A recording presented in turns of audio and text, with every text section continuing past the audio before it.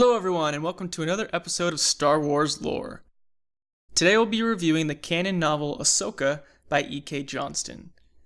This book came out in October of last year, 2016, and as such, there will definitely be spoilers ahead.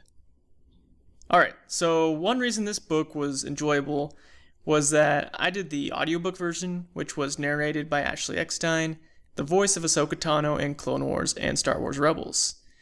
So to have a book focus solely on Ahsoka and to hear it from her first-person perspective was definitely a bonus here. Overall, this book is fairly simple and pretty straightforward with a pretty narrow lens. Just coming off the Aftermath series, it actually was quite refreshing to stay in one character's perspective for the vast majority of the novel.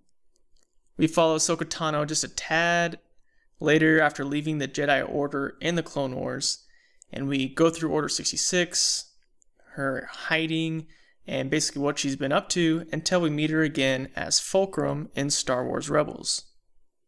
So let's talk positives from the book.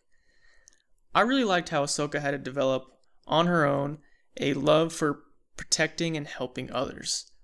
She was tired of being a soldier and fighting war, but then she saw how terrible the Empire could be.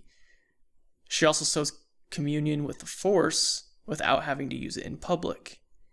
And I enjoyed the fact that she had to fake her death, create this new life, and live amongst regular people and try to fit in.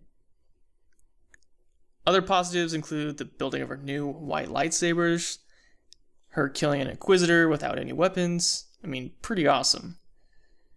There are also a lot of these little tidbits and pieces that the author adds in to make for these fun little facts that happen throughout the book, which I enjoyed quite a bit.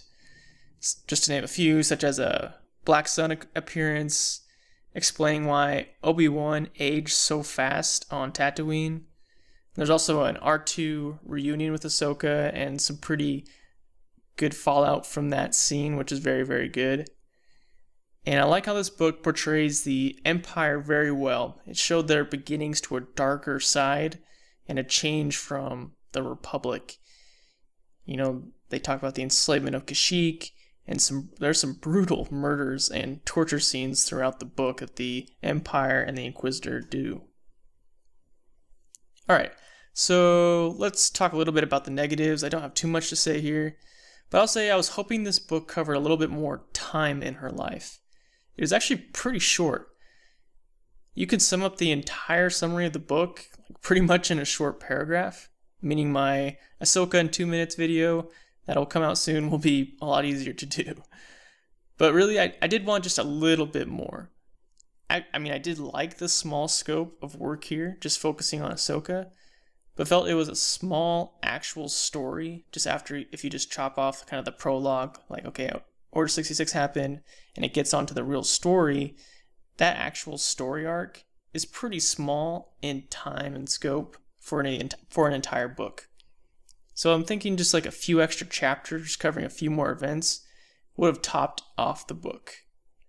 I had no issues with the writing, and besides that, feeling a little bit small in nature, that's the only thing I had issues with. Other than that, I really enjoyed it.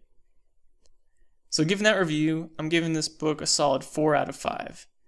I enjoyed learning what someone like Ahsoka did to escape Order 66, her battle with Maul, living an ordinary, boring life, protecting the innocent and children, and basically becoming a hero in the Outer Rim without using the Force.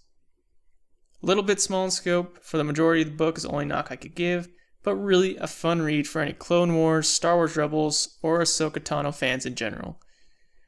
And also be sure to pick up the audiobook, as Ahsoka literally reads the book from her perspective, which adds to the experience.